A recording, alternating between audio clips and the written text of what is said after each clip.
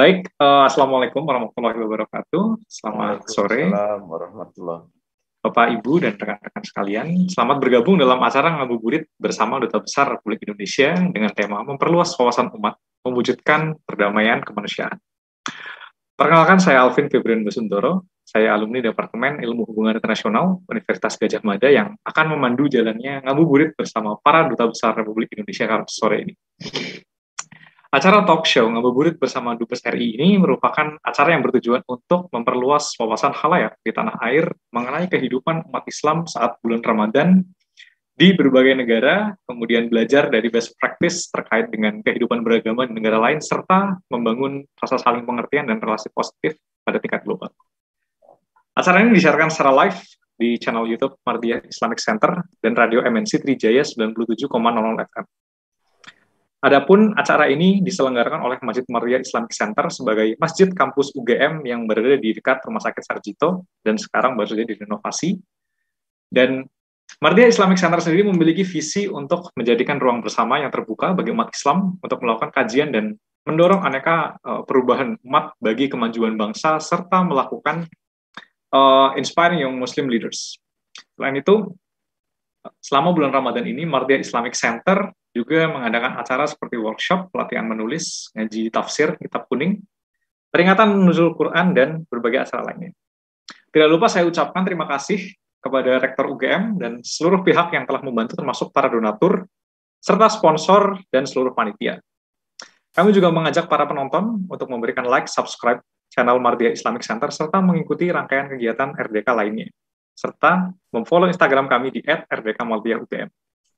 Tidak lupa juga scan barcode QRIS di sebelah sini, di layar, untuk dapat berdonasi ke Mardiyah Islamic Center, agar program dapat terus dikembangkan dengan baik. Nah, sebelum mulai, saya ingin menyapa dan memperkenalkan narasumber kita kali ini, yakni Bapak Sunaryo Katadinata, selaku Duta Besar RI untuk Uzbekistan. Apa kabar, Pak? Alhamdulillah, baik. Alhamdulillah. Sehat-sehat. Sehat, Pak. Alhamdulillah. Alhamdulillah. Sudah berapa lama, Pak, bertugas di KBRI Tashkent?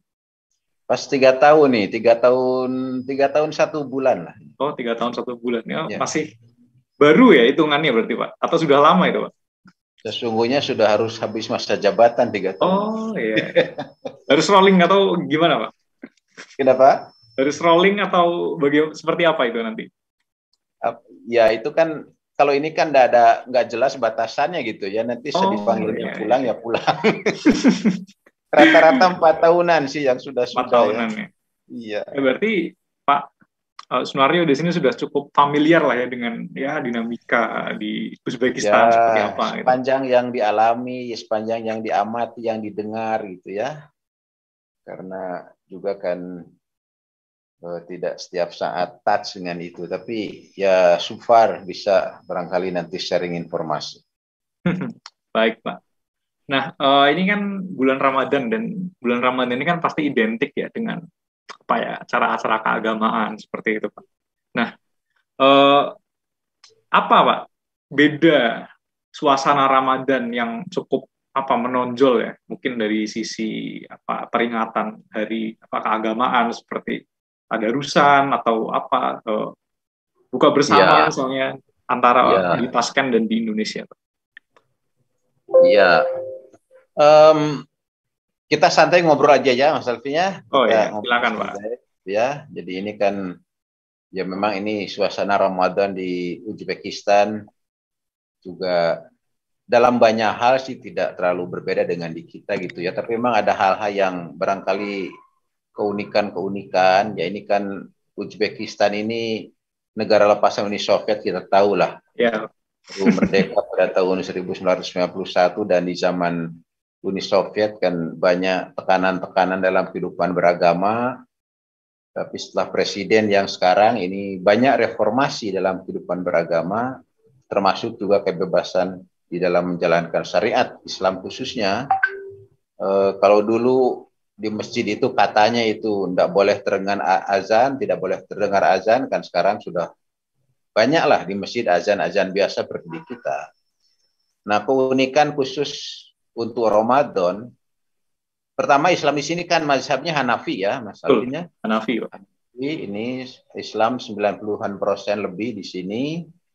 Nah, Ramadan ini saya udah beberapa kali, tidak setiap malam saya tarawih ke masjid, tetapi di sini ada keunikan.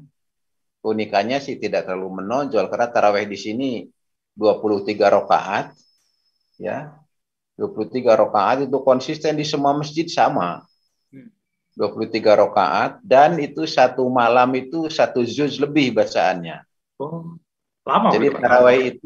tarawih itu yang saya alami ya 2 jam lah tarawih itu dari jam 9 sampai jam 11. Tapi nikmat-nikmat saja kan gitu tuh bergantung kita menikmatinya. Ya. Nah, sehingga mereka akan hatam Quran ini tanggal 28 nanti itu. Oh, Itu iya. targetnya hatam itu dan di seluruh Uzbekistan konon katanya seragam begitu. Iya, Pak. Bahkan bacaan tiap malam pun tampaknya didesain harus sampai sini surat ini dan seterusnya. Kira-kira seperti itu. Itu keunikannya begitu barangkali ya. Ya, Uniknya di situ. Yang saya alami itu keunikannya di situ. Dan menurut cerita orang-orang sini juga demikian. menarik Pak. Karena di Indonesia ini kan rata-rata sholat tarawih ini kan lumayan apa ya, cepat lah. Dan apa ya, ringkas istilahnya. 23 rakaat pun juga ya dalam 1 jam, setengah jam mungkin ada itu yang sudah Ya, selesai. karena yang dibacanya di kita hanya juz Ya, apa.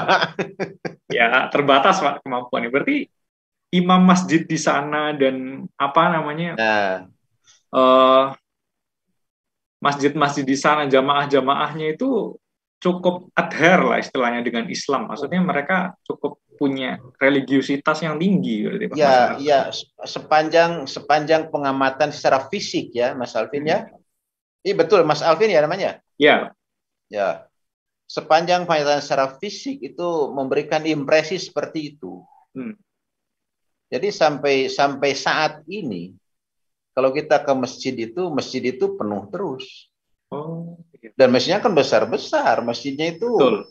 saya pikir kapasitas di atas 1000-an lah. Itu penuh itu masjid itu. Ya penuh itu dalam arti kata okupasinya tinggi gitu ya.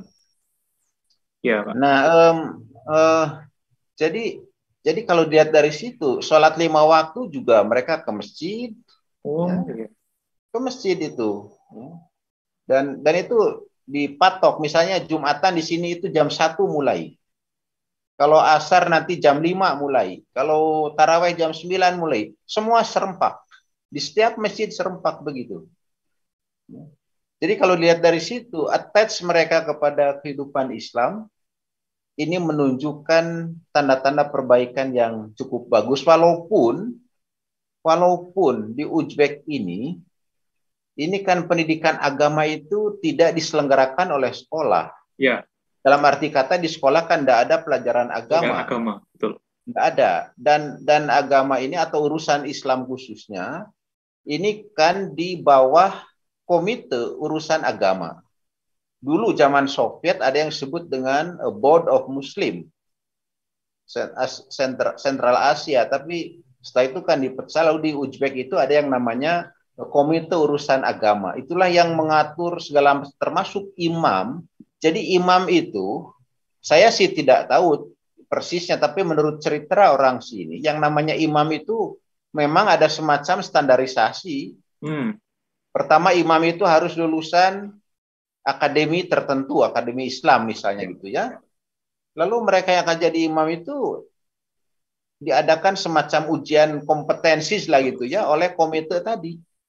Dan komite itu attach langsung kepada presiden, kira-kira setingkat menteri barangkali kalau di kita itu. Ya. Nah itulah Menteri mereka Agama. yang mengatur kehidupan muslim, kehidupan beragama.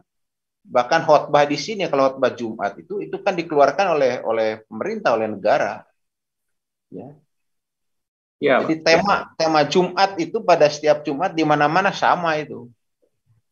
Ya, tidak Kira-kira seperti itulah. tidak bisa asal bikin lah istilahnya. Tidak bisa asal bikin dan tidak asal bisa sembarang orang Ya. yang jadi imam ataupun khotib itu.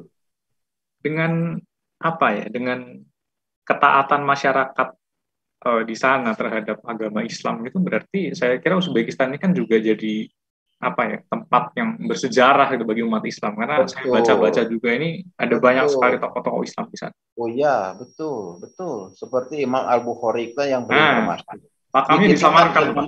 Imam Makam, Al-Bukhari itu the very very well known ya, hadis narator kan. Nah, itu makamnya memang disamarkan dan waktu itu itu kalau tidak salah, disamarkan makamnya, ya, disamarkan. Tempat kelahirnya sendiri di Bukhara, Bukhara, betul. tapi Makanya namanya Imam makamnya Bukhari, Pak. disamarkan. Dan itu menjadi objek turis yang sangat dikampanyekan oleh Uzbekistan saat ini. Bagus sekali, Pak, makamnya. Ya, sekarang sedang ini, Pak. Sedang ini, Mas Alvin, sedang diperbaiki, sedang dipugar. Karena itu akan dijadikan pusat wisata ya, sedang dipugar besar-besaran. Ini mungkin tahun ini belum bisa dikunjungi kelihatannya Oh, iya. oleh itu, tapi barangkali tahun depan sekaligus ada acara mungkin kongres atau konferensi tourism internasional ya di situ. Menarik, berarti semakin terbuka Pak, dibandingkan zaman Karimo Semakin dulu. semakin terbuka sekarang, negaranya semakin terbuka, bahkan dibanding dengan negara-negara di sekitarnya yang sama-sama lepas Uni Soviet, tampaknya Uzbekistan ini paling progresif karena Iya. cita-cita mereka ingin menjadi hub Asia Tengah. Nah, Jadi ini ingat tokoh-tokoh agama seperti Imam Al-Bukhari, Imam Tirmizi, siapa lagi itu Baudin Daksabandi, ya kan di sini itu tokoh-tokoh Islam di sini. Yang secara betul. historis memang itu cukup memberi arti pada pemikiran-pemikiran Islam di dunia, khususnya di Indonesia barangkali banyak pengaruhnya dari sini. Dan apa juga jadi tempat peradaban, peradaban timur, peradaban waktu itu kekaisarannya Timur Leng kalau nggak salah, itu di Uzbekistan juga ya. Ya, kan ke raja atau penguasa yang paling populer di sini kan Amir Temur itu. Ya, Temurid. Timur Leng Ya, itu, Timur Tamerlane. Leng ya, Amir Temur itu betul, itu museumnya ada di Samarkand. Banyaklah di Samarkand itu karena Samarkand kan ibu kota tua Ya, jalur Uzbekistan. sutra. Ya, jalur sutra itu. Ya.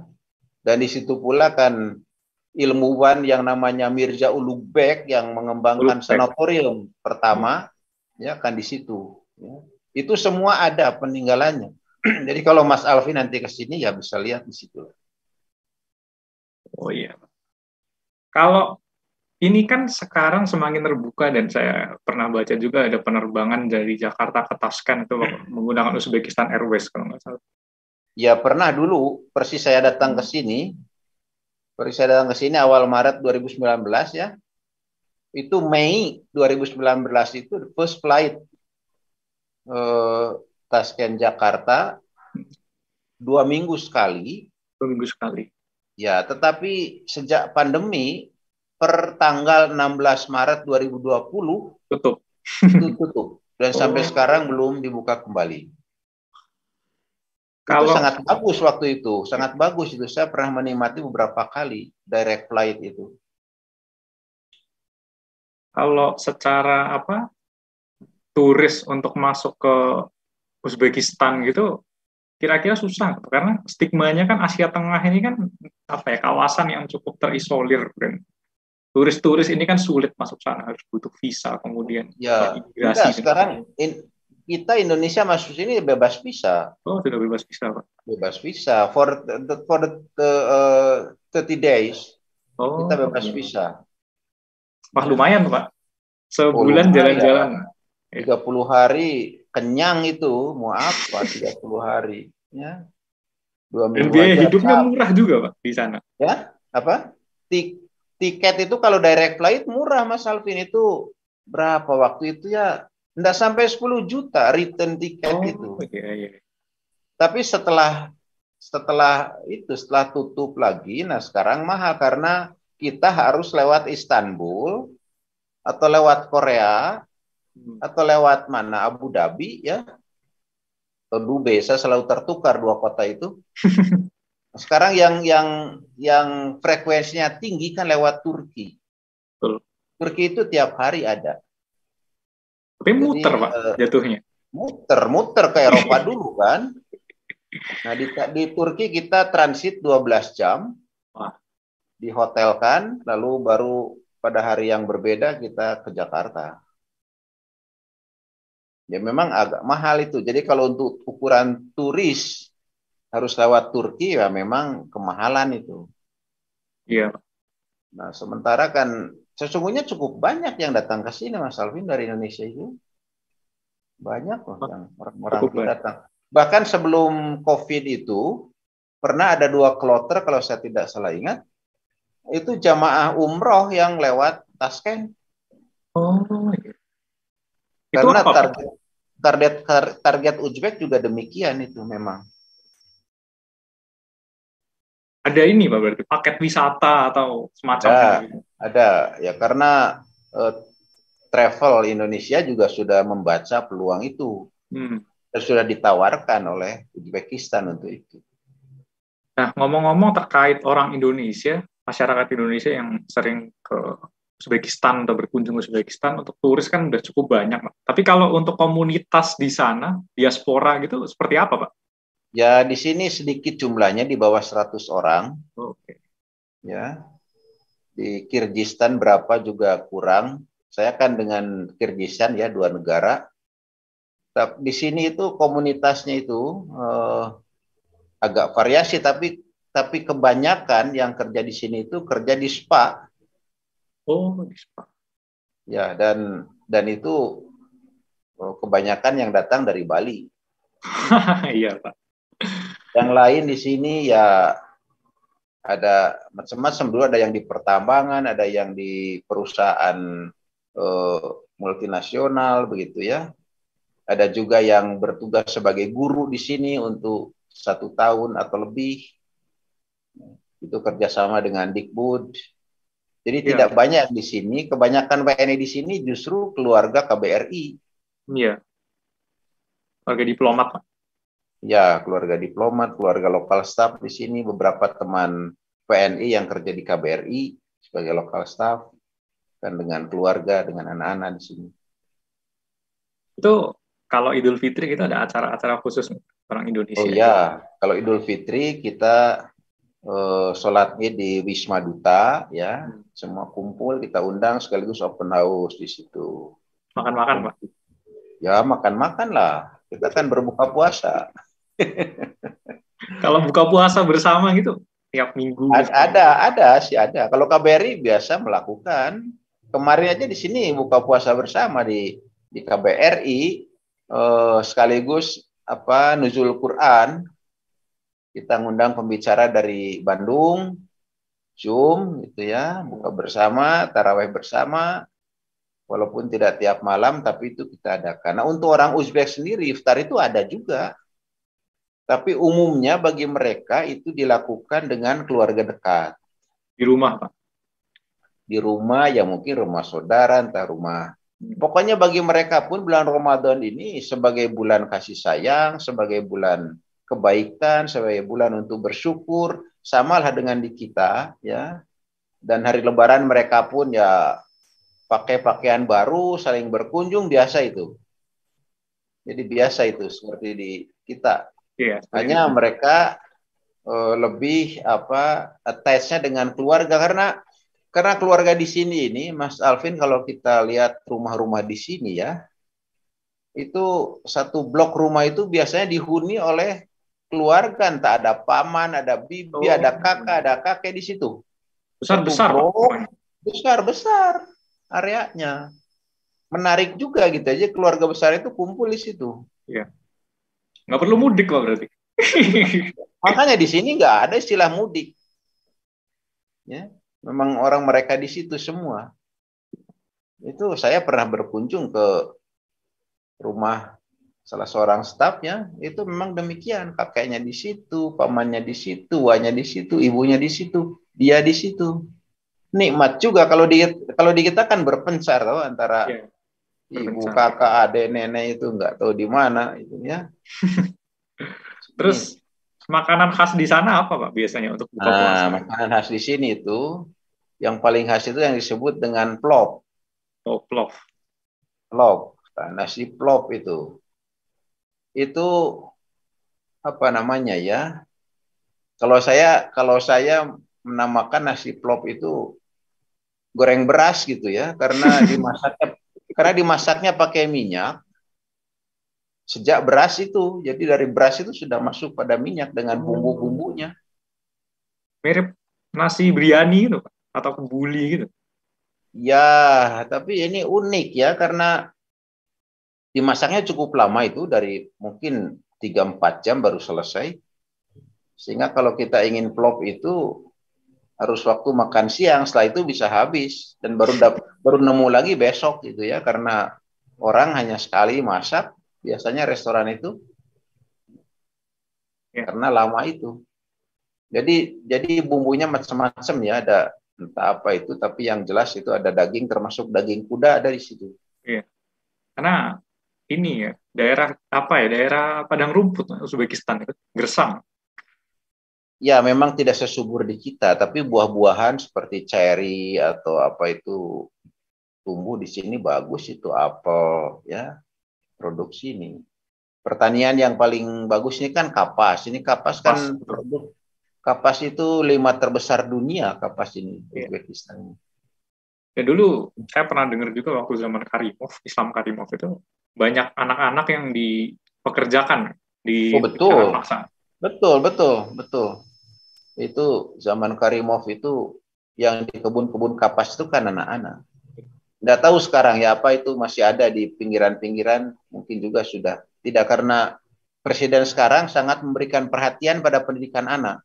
Oh, Sangat memberi perhatian pada pendidikan anak dan secara politis eh, ingin menjunjung tinggi bahasa ibu.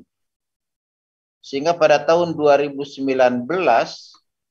Presiden Uzbek yang sekarang ini itu mendeklarasikan tahun bahasa atau bulan bahasa, dan itu kembali ke bahasa ibu, bicara itu. Sehingga ada betul. kewajiban orang tua untuk membelajarkan anak di rumah berbahasa ibu. Karena selama ini kan berbahasa Rusia. Ya, untuk bahasa pergaulan kan juga bahasa Ya, Rusia. bahkan ada semacam movement gitu ya untuk mengkampanyekan tidak menggunakan bahasa Rusia. Hmm, Dan itu deklarasi presiden itu momen ya. pentingnya itu ya, menggunakan bahasa ibu, bahasa Uzbek. Terus untuk komunikasi gimana, Pak? Apakah ada tantangan tersendiri mungkin dengan masyarakat di sana? Ya, ya jelas karena di sini kan termasuk pejabat pun tidak semua bisa bicara bahasa Inggris. Jadi kalau ketemu dengan pejabat misalnya, ya pakai penerjemah saja. Hmm, ya. Kalau penerjemahnya bisa bahasa Indonesia, ya pakai bahasa Indonesia, terjemahkan bahasa Uzbek, gitu kan? Oh, Dari bahasa Uzbek terjemahkan ke Indonesia gitu aja. ya. Atau Inggris ke Uzbek, Uzbek ke Inggris gitu. Antara itu saja, ya. Ya. Karena memang bahasa Inggris di sini tidak menjadi second language. Mungkin sama dengan di kita lah, baru the first foreign language ya, tidak menjadi second language seperti di Malaysia. Iya, Pak. Dan di sana banyak orang Rusia juga, Pak. Oh banyak orang Rusia di sini. Banyak, bahkan sekarang banyak orang Rusia yang mabal, yang kabur ke sini gara-gara perang itu. Oh, cari aman, Pak. Cari aman. Katanya konon banyak sekarang yang beli properti di sini itu. Ah, iya. Dan murah-murah juga kan, Pak? Karena penduduknya Ya, sedikit. ya barangkali masih terjangkau lah di sini ya. Walaupun sekarang inflasinya cukup tinggi, di sini sudah di atas 2 digit. Waduh.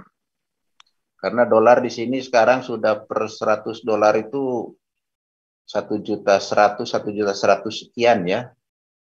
Som, Dulu Pak. waktu saya, Atau, ya som ya. Dulu waktu saya ke sini 100 dolar itu hanya dapat berapa ya? 900.000 ya. hmm, Sekarang sudah dapat 1.100.000 lebih. wah, Jadi kan inflasinya sudah tinggi. iya, Pak. Inflasi sudah sangat tinggi. Udah belasan persen barangkali sekarang ini. Tapi Terus, pembangunan jalan terus karena banyak investor datang ke sini. Banyak sekali investor datang. Iya, Pak. Terus terkait sama ini, Pak, kan banyak orang Rusia juga kan, berarti juga ada komunitas-komunitas agama lain, Pak, di Uzbekistan. Itu gimana Ya, ya, interaksi mereka?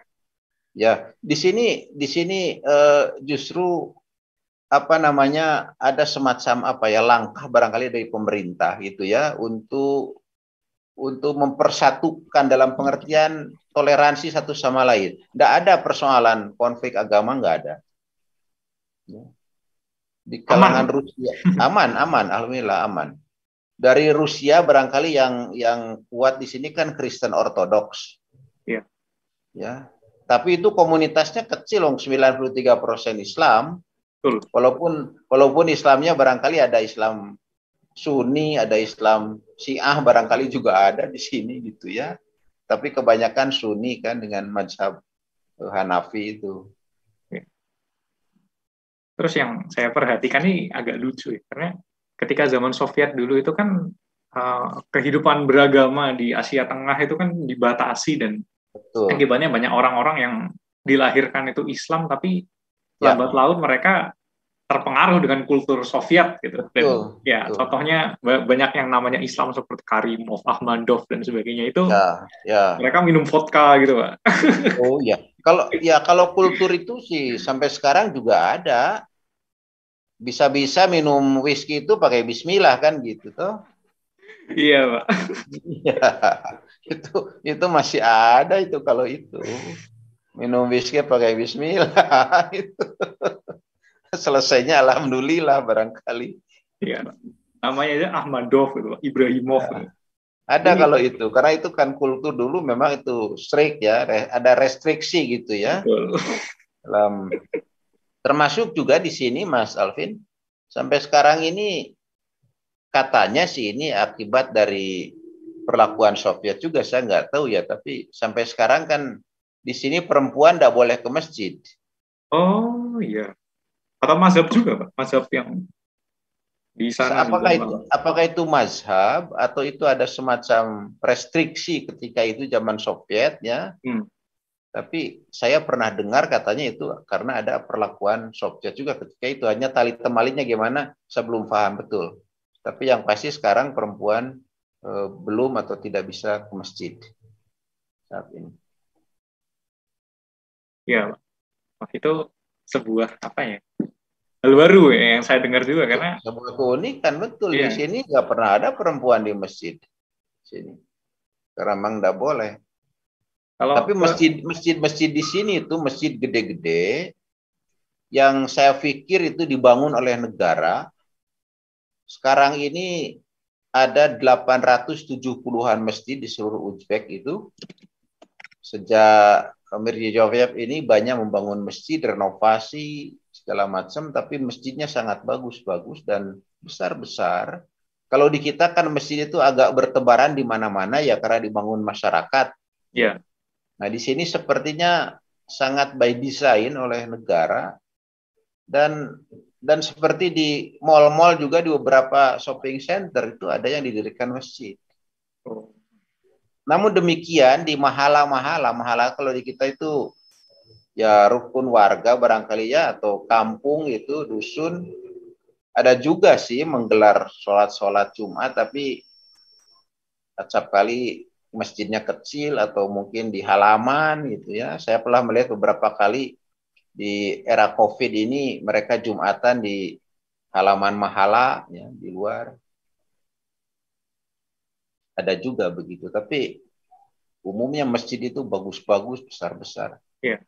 Ubahnya hijau-hijau itu, Pak. Hijau biru gitu. ya betul kubahnya gede-gede itu gede-gede itu dan apa namanya ya pusat-pusat Islam pesantren oh banyak sekali karena memang kan seperti apa itu Mirza Ulugh itu kan di samping dia sebagai ahli apa itu sanat sanat bukan sanat apa itu Hadis. peneropong. Ya, itu kan juga mendirikan pesantren. Yang Samarkand itu Registan itu kan pesantren tingkat perguruan tinggi itu. Tuh. Dan itu sangat sangat termasyhur. Jadi dalam sehari masih hidup-hidup di Bukhara itu ya. Banyak pesantren-pesantren tua yang terus langgeng di Tashkent, akademik Islam Internasional, ada Institut Bukhari, itu semua mengajarkan ilmu-ilmu agama. Iya. Kalau untuk perguruan tinggi umum gitu, kayak ya semacam UGM atau UI gitu di Indonesia. Ada di sini banyak. Di sini ada yang World Language University. Oh, iya. Walaupun namanya World Language, tapi tidak hanya bahasa. Ada Oriental Studies. Ada Tashkent University of Economics. Oh. Ada Samarkand Institute of Foreign Languages. Ada macam-macam lah. Macam-macam.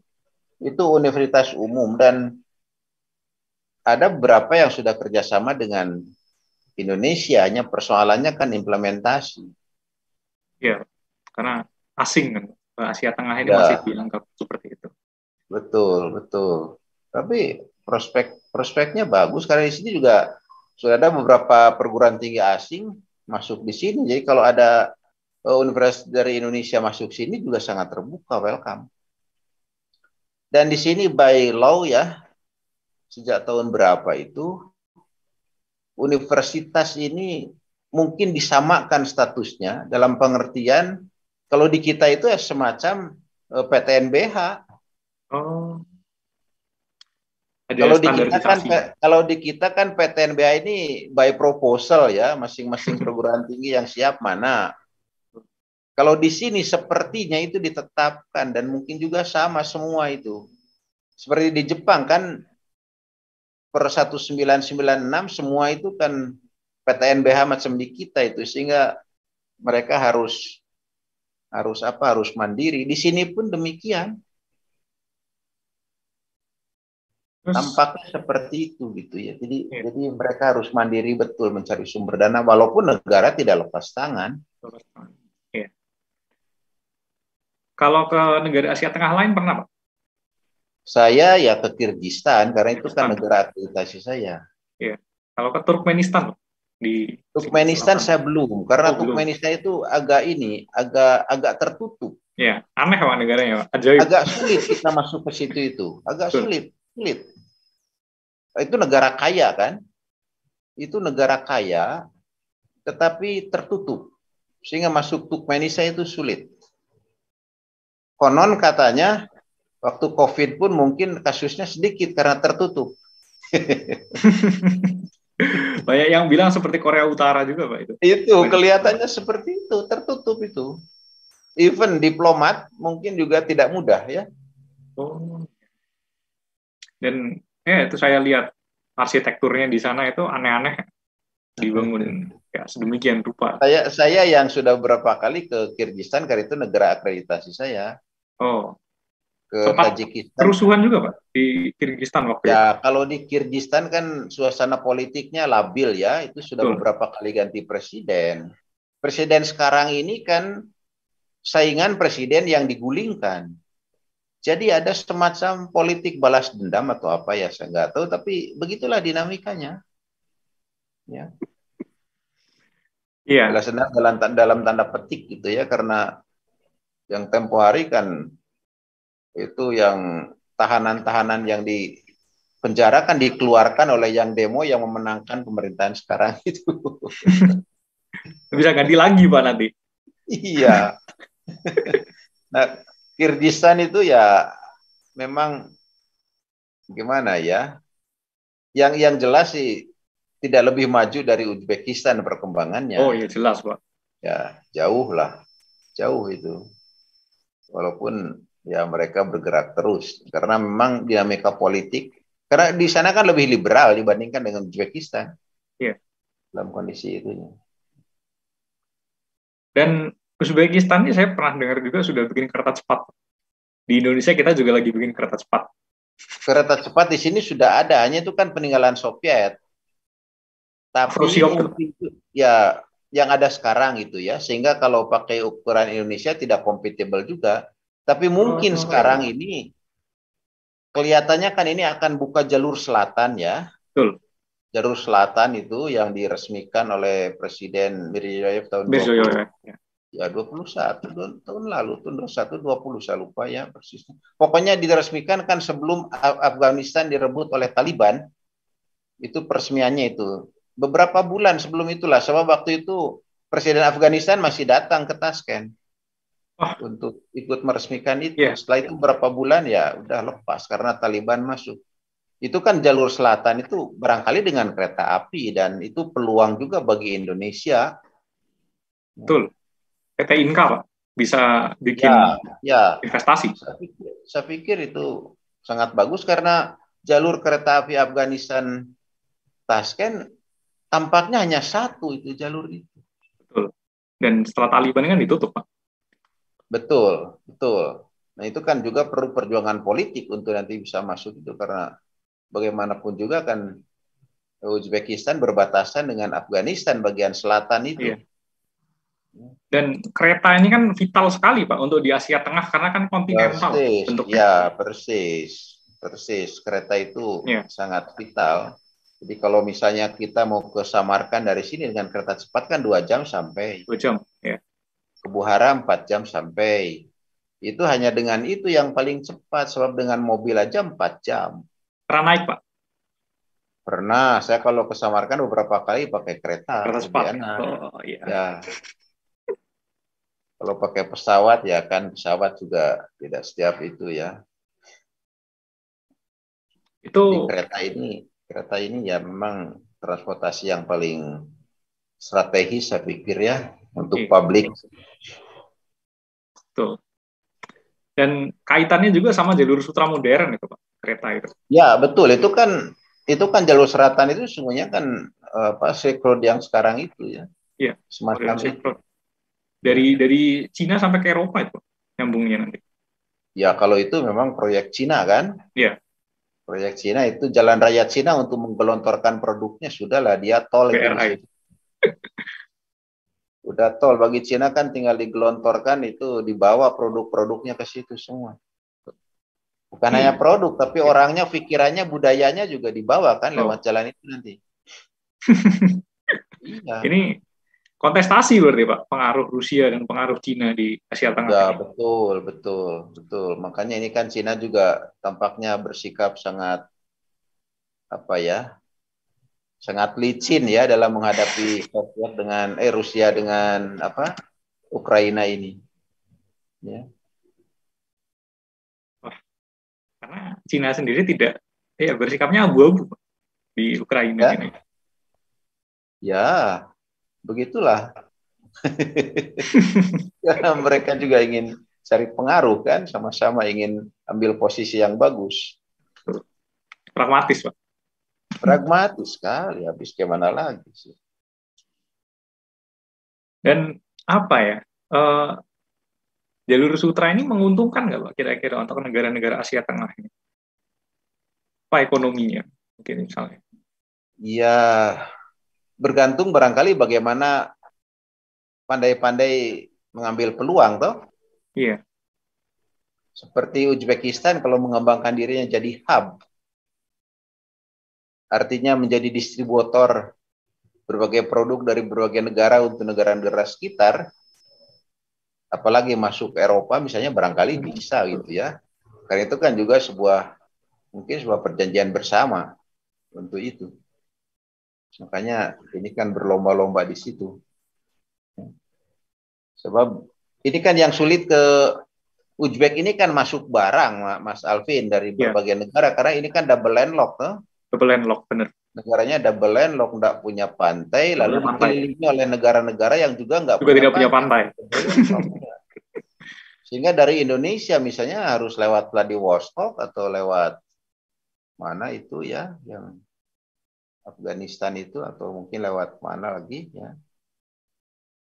Sehingga barang-barang itu bisa menjadi lebih mahal atau kalau tidak ya lewat negara ketiga yang datang ke sini bukan Indonesia lagi yang muncul. Oh iya, masih belum dikenal berarti, Pak, Indonesia ya di situ. Kalau Produk-produknya. dikenal, orang ingin banyak datang ke Indonesia. Tapi masalah produk-produk yang masuk ke sini masih sangat terbatas. Oh, Karena apa namanya? harus lewat negara ketiga, mahal kan jadinya, Ya. biayanya mahal, ya. Atau misalnya saja, misalnya ya, kalau Malaysia mengimpor crude palm oil dan mereka kemas lalu didatangkan ke sini, itu kan namanya nanti minyak goreng Malaysia, bukan Indonesia. Indonesia, Pak. Kita tak punya nama gitu tuh. Itu. Makanya Untuk neraca perdagangan kita di sini walaupun sekarang positif, surplus, tetapi belum signifikan. produk Tapi apa, Pak, yang terkenal, produk kita yang paling banyak di sana? ya di sini yang paling banyak kita ini sudah mulai ada ini seperti terutama produk-produk makanan lah. Entah itu seperti mayora, seperti apa namanya ikan laut yang terolah ya, kopi juga kopi kemasan. Kalau kopi itu belum banyak masuk. Banyaklah, cukup banyak di sini. Dan produk karet juga Ya. masuk di sini. Tapi kita pun banyak impor berbagai jenis seragam dari sini, termasuk kapas. Ya. Dulu bahan pupuk. Nah, bahan pupuk ini tahun berapa dihentikan. Ya. Oh, Dan kita kenapa? ngimpor dari mana? Ya, dan dulu kan kita minus perdagangan, tapi sekarang sudah mulai berimbang. Di sini kan kayak bahan pupuk, kayak kapas, gas di sini kan kaya di sini. Benar, Pak. Jadi potensi tambangnya di sini luar biasa sesungguhnya. Dan apa ya? Indomie itu ada, Pak, di situ. Ada Indomie ada Indomie di sini. Walaupun kalau tidak salah Indomie yang datang dari mana ya, Dubai atau dari mana? Dari Arab, Pak. Kadang-kadang bumbunya sudah agak berubah ya, taste-nya sudah agak lain. Oh, iya. Kalau makanan Indonesia, Pak, di Uzbekistan itu sudah mungkin ada orang jualan di sana. Ada, Oh, internal KBRI ada. Oh, di internal KBRI. Kalau di tempat umum, Pak? Belum ya? Belum di tempat umum belum. Kalau KBRI mau makan Indonesia dan ada kegiatan ya itu ada. Oh, iya. Bisa Masak tapi, Pak. Ya, mudah-mudahan nanti buka restoran Indonesia. Malaysia sudah punya, walaupun banyak makanan Indonesia. Iya. Belum. Tapi di Uzbek, di Kirgiz kita sudah punya satu restoran Indonesia. Oh, iya. Makanannya standar lah, Pak. Nasi goreng gitu, sate Ya, gitu. saya pikir itu ada. Saya belum lihat ya, nanti insya Allah habis Lebaran saya akan ke Kirgiz untuk melihat restoran itu. Jalan darat, Pak, ke Uzbekistan, Kirgistan. Bisa dua-duanya, bisa pesawat, 1 jam pesawat. Kalau jalan darat 12 jam. Waduh. Saya pernah mencoba dua-duanya. Lumayan juga, Pak. Kalau jalan darat lewat Kazakhstan. Iya. Padahal berbatasan langsung itu, Pak. Nggak bisa Berbatasan langsung. Dulu kan KBRI Tashkent ini mengcover 4 negara. Oh. Uzbekistan, Kazakhstan, Kirgistan, Tajikistan. Nah, mulai tahun berapa itu di-split? Uzbekistan dengan Kirgistan, Kazakhstan dengan Tajikistan. Jadi sesungguhnya itu kalau dilihat dari segi efisiensi mestinya Uzbekistan dengan Kazakhstan, Kirgistan dengan Tajikistan kan nempel-nempel itu. Betul, Pak. Tapi ini enggak. Karena mungkin ya, enggak tahu juga. Itu Kirgistan dengan Tajikistan enggak akur mungkin dengan Kazakhstan sehingga dipisah akreditasinya. Saya dengarnya gitu juga.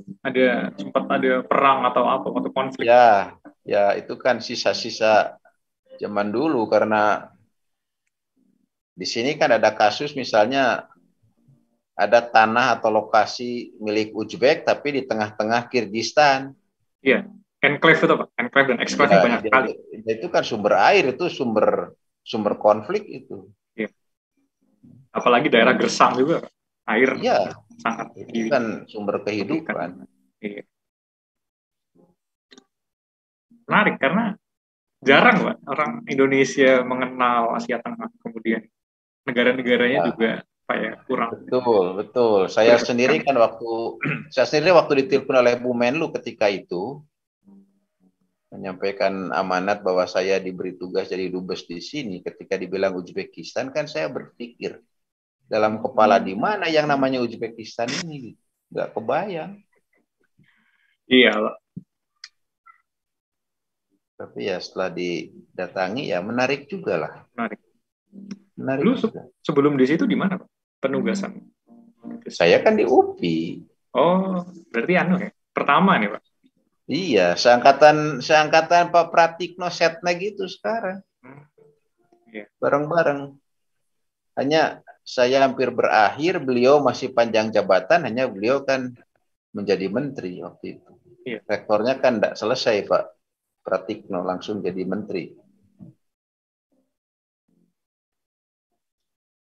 Karena Kazakhstan ini kan juga menarik karena negaranya cukup maju juga Pak, Kazakhstan ini. Kazakhstan maju Kazakhstan, dan itu cukup kaya juga Kazakhstan, Iya. dan besar negaranya. Negaranya besar. Negaranya besar. Banyak apa ya, banyak kemajuan lah istilahnya. Karena dulu zaman Uni Soviet kan ya kita tahu apa ya, enggak Dulu kan Uni di Soviet belakang.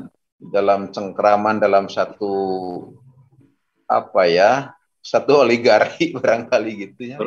Nah sekarang kan desentralisasinya ya jadi state masing-masing, mandiri, dan tapi dilihat dari itu Uzbekistan paling maju kelihatannya ini.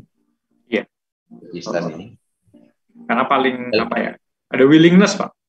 Ada willingness gitu ya, presidennya ini cukup, walaupun apa ya, kultur birokrasinya masih terasa. Kultur birokrasinya masih terasa itu ya. Contohnya apa? Ya. Contohnya gimana? Ya pokoknya apa namanya ya? Contoh mungkin by regulation di kita juga sama ya. Tapi kalau di sini misalnya kalau KBRI saya lah ingin bertemu siapa itu tokoh atau siapa gitu ya. Contoh lah kalau saya merencanakan ingin ketemu dengan komite urusan agama itu ya. Itu kan harus ada izin Menlu itu. Waduh. Ya, harus ada izin Menlu itu. Saya ingin beri kuliah di universitas apa gitu ya, atau menyerahkan apa, itu harus beritahu ke Menlu itu. Nah, macam-macam gitu. Berarti Kalau orang Mas Alvin mau berkunjung ke Uzbekistan secara official ya, itu harus memasukkan informasi surat 30 hari sebelumnya. wah, Nah, nanti diproses di Kemlu. Ini siapa ketua delegasinya, CV-nya macam apa, nah itu diperiksa dulu. Dan universitas ataupun lembaga tidak berani menerima tanpa ada izin Kemlu. ya makanya itu Pak, yang tadi itu kerjasamanya mungkin belum signifikan.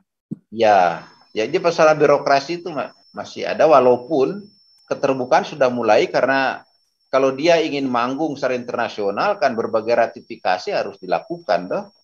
Dan itu banyak dilakukan di sini. Jadi untuk turis gampang saja Pak, maksudnya nggak Kalau sampai turis seperti itu. gampang masuk, karena turis tidak perlu ada izin Kemlu, karena atau itu ya pertama memang. Tapi begini, kalau datang ke sini tidak dalam rombongan travel mandiri, lalu misalnya nginep di rumah sahabat, nah itu harus registrasi, itu lapor Kamu harap bahwa lapor Pak. Anda datang ke sini untuk sekian hari, gitu kira-kira. Oh, Nanti pulang tanggal sekian. Kalau tidak, nanti ketahuan di bandara, itu perkara itu. nggak bisa pulang Pak. Nggak pulang. Tapi kalau nginep di hotel, itu hotel sudah ada jaminan dia Oke. registrasi. Hotel di Itu sana gimana Pak? Ada mahal hotel apa? di, Enggak juga lah, wajar-wajar aja. Wajar ya. Tapi sekarang hotelnya udah bagus-bagus, mulai dari kelas Hilton sampai yang hotel-hotel Hotel bintang. Melati, Pak. Ya ada lah, dari mulai kelas Hilton ada, karena ada Hilton di sini yang baru. Nah jadi Udah Pak, apa ya? Cukup apa ya? Terbuka gitu. Asia Tengah. ya cukup terbuka, ada keunikan-keunikan, dan ya tapi semakin maju lah, Iya. semakin maju. Karena ini kan reformasinya dalam berbagai bidang.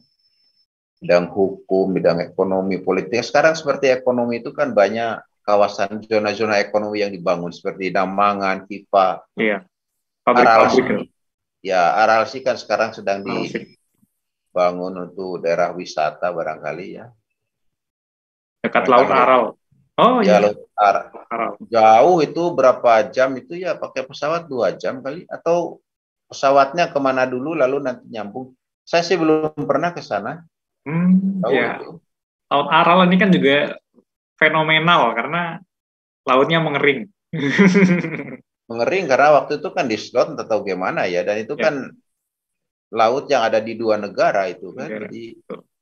bisa jadi perselisihan. Sekarang ini kan dibawa ke PBB itu, persoalan itu, Iya. supaya juga mendapat dukungan internasional kan. Dan Dan kelihatannya itu akan dipakai untuk daerah wisata, karena sepertinya tidak mungkin lagi keluar air itu kalau sudah iya, begitu. danaunya di tengah padang pasir gitu, Pak. Betul. Jadi sekarang laut pasir itu, laut gurun. Iya. Padahal dulu zaman Soviet banyak sekali airnya tuh, Pak. Melimpah. Ini kalau ndak salah dipakai pengairan apa itu, jadi Iya. akhirnya drastis berkurang itu. Dan untuk irigasi kapas juga, Pak, sepertinya. Sepertinya ya. Ya. Kalau kapas kan masih berlanjut sampai sekarang Hmm. kapas. Kan Nah, ada program-program juga untuk jadi mengembalikan. zona-zona ekonomi sekarang sedang dibangun, dan Uzbek ini sangat mengedepankan turisme. Iya. Hampir setiap pejabat itu bicara pariwisata. Oh, iya. Ya seperti di sini, Pak. 10 Bali baru. Ya, 10 Bali baru ya. Dan itu yang jadi andalan di sini, walaupun di sini yang namanya objek wisata kan homogen gitu ya. Betul. Homogen karena destinasinya hanya bangunan tua, makam, ya, Mausoleum. peninggalan-peninggalan itu, museum itu Eh. kan. Itu saja, tidak ada variasi lain. Oleh karena itu mereka sangat tertarik Indonesia, karena dan sasaran kalau ke Indonesia itu pasti pantai. Di sana nggak ada pantai, Pak. Double Pantai. landlock. Betul. Oleh karena itu kalau mereka libur, banyak yang ke Turki. Oh, iya. Bahasanya kan mirip juga, Pak. Uzbekistan, Turki. Ya, Turki kan punya pantai, entah Sholat Bosporus atau apa kan itu pantai. Jadi itu yang mereka kejar itu. Karena Tashkent Istanbul kan dekat. Iya. Kalau ke Laut Kaspia, mungkin pernah ke sana? Saya belum, Belum. belum, belum. Tapi itu pun kan menarik ya, Kaspia itu. Nggak tahu Iya. seperti apa. Besar sekali, Pak. Laut Iya, Kaspia. ya. Nah, Terus jadi itu kaitannya sama pariwisata juga, Pak. Ini apakah bisa kita perkuat relasi antara Indonesia dan Uzbekistan? oh ya, ya, Pariwisata. salah satu poin penting Indonesia Uzbek itu dalam pariwisata. Oleh karena itu berbagai kerjasama, berbagai program juga untuk meningkatkan turisme. Hmm. Ya, pertukaran informasi untuk turisme. Kita menyumbangkan sejumlah buku, misalnya ini ada universitas baru kan yang dibangun, yang dibuka di Samarkand, itu Silk Road Tourism University atau apa gitu ya. Dan itu langsung di bawah Menteri Pariwisata dan olahraga kalau tidak salah.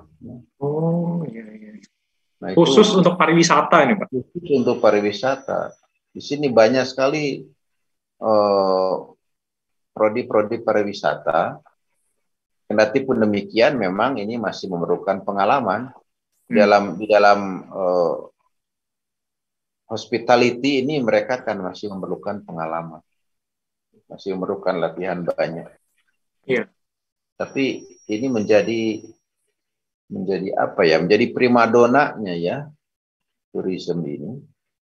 Ziarah tourism kan mereka beri nama, dan itu dikampanyekan besar-besaran. Mereka investasi besar untuk itu, sebab media Indonesia, entah itu YouTuber, entah itu TV, itu banyak diakses atau banyak diundang oleh Uzbekistan untuk promosi Uzbek di Indonesia. Iya. Kedubes Uzbek di Jakarta kan cukup sering promosi Uzbek di Metro TV. Wah, ya itu Artinya mereka punya dana khusus untuk itu. Nah, kita tidak bisa promosi itu di Uzbek karena tidak begitu posisinya. Kendati pun demikian, kita tetap mempromosikan Indonesia di sini lewat berbagai cara. Jadi kerjasama tourism ini memang sangat penting, dan bahkan ini tinggal tanda tangan MOU kita antara Menteri Pariwisata Indonesia dengan Menteri Pariwisata di sini. Iya, Pak. Sudah clear, sudah selesai. Ini nunggu proses tanda tangan, mudah-mudahan dalam hitungan hari atau minggu selesai. Kecuali kalau mau ditanda tangan bertemu langsung, ya saya nggak tahu itu. Iya. Terus ini mungkin terakhir Pak, karena di sini sudah hampir buka puasa juga. Buka ya, betul. Iya. Apa ya? Mungkin peluang yang bisa diperoleh dari Indonesia dalam hal relasinya dengan Uzbekistan itu apa saja kira-kira, dan apa rencana Indonesia di Uzbekistan nantinya? Ya, sesungguhnya banyak gitu ya yang bisa kita peluang itu. Contoh misalnya, dalam ekonomi banyak peluang. Karena Uzbekistan ini mengundang investor dari manapun. Ya, sekarang di sini sedang banyak pembangunan. Persoalannya itu hingga mana pengusaha-pengusaha kita itu ya itu mau memanfaatkan peluang itu. Karena terus terang di sini itu mungkin tidak bisa berpikir untung dulu. Ya, betul Pak. Tapi harus berjuang dulu. Dan kalau ini berjuang dulu mesti dibakarnya itu oleh semangat nasional. National pride, Pak. Bukan semangat private, tapi semangat nasional untuk bangsa. Barangkali baru itu bisa bisa survive ya, dalam pengertian karena ada perjuangan itu. Ya, itu ekonomi, kawasan, dan banyak menawarkan. Seperti tempo hari kita ditawari untuk buka joint pabrik di sini untuk mengolah minyak kelapa sawit dengan membawa dari sana crude palm oilnya diolah di sini dan Tashkent jadi hub. Ya. Dan mereka sampaikan proposal ke Indonesia. Tapi kan sampai sekarang tak ada respon untuk itu. Peluang ada. Walaupun bisa jadi beberapa hambatan yang ada di sini juga tetap ada, bisa saja itu terjadi. Tapi peluang sangat terbuka. Itu satu. Dalam tourism sudah jelas, peluangnya besar. Ya. Tinggal travel nanti bagaimana bisa kerjasama, ya,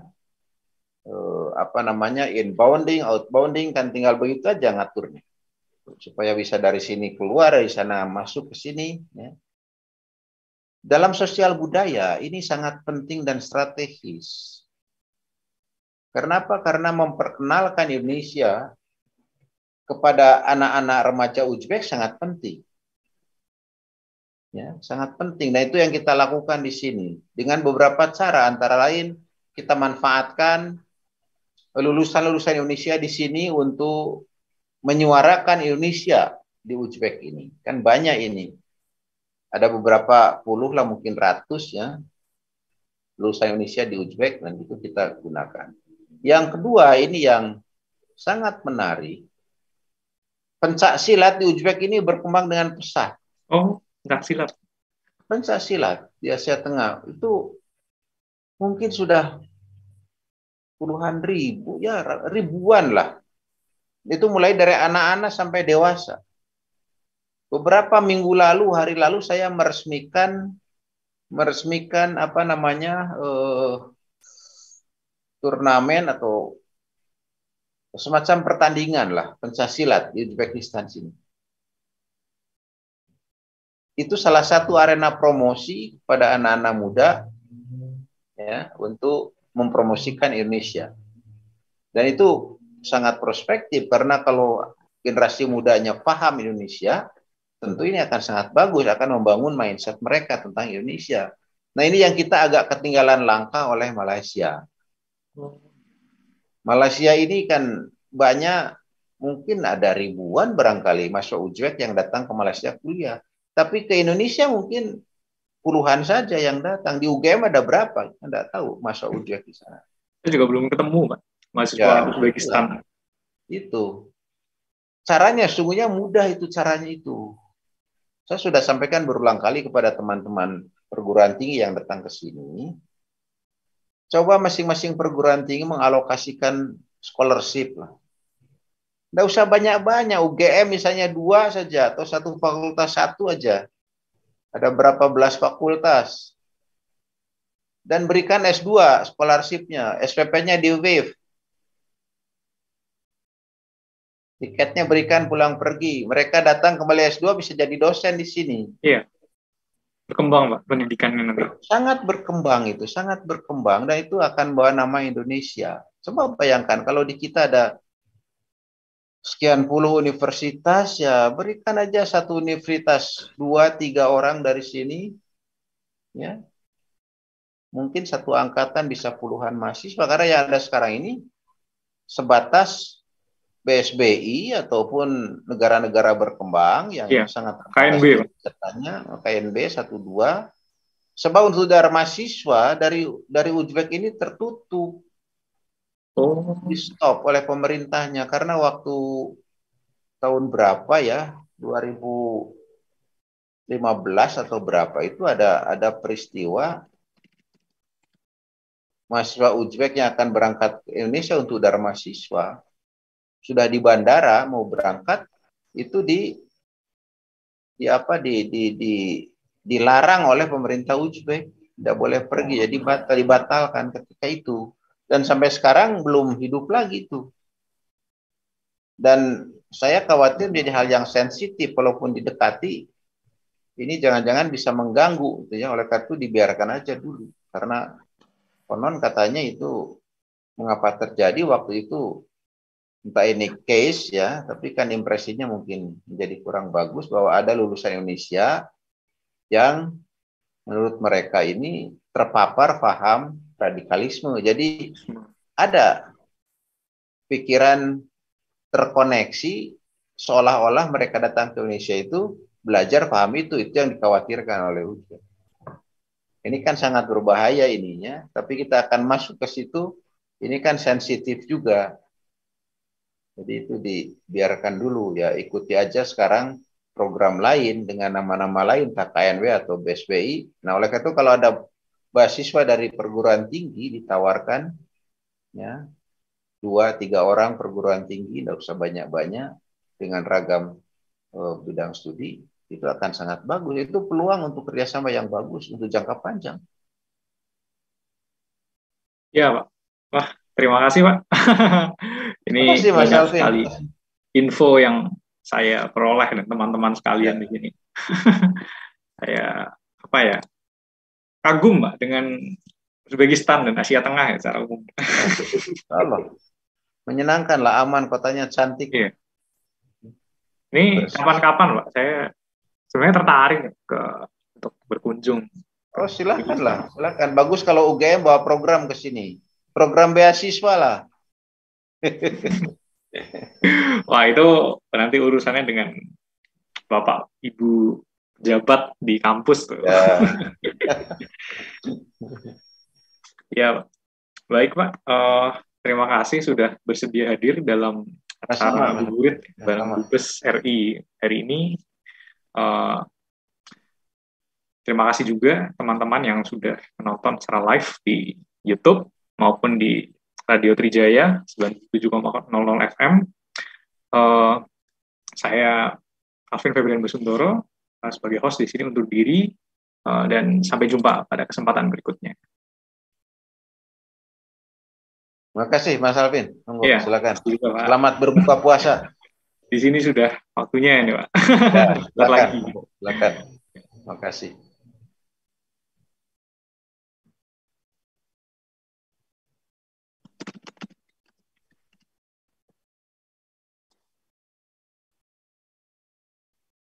Silakan di off aja dari situ. Oke, baik Pak. Saya izin. Ya.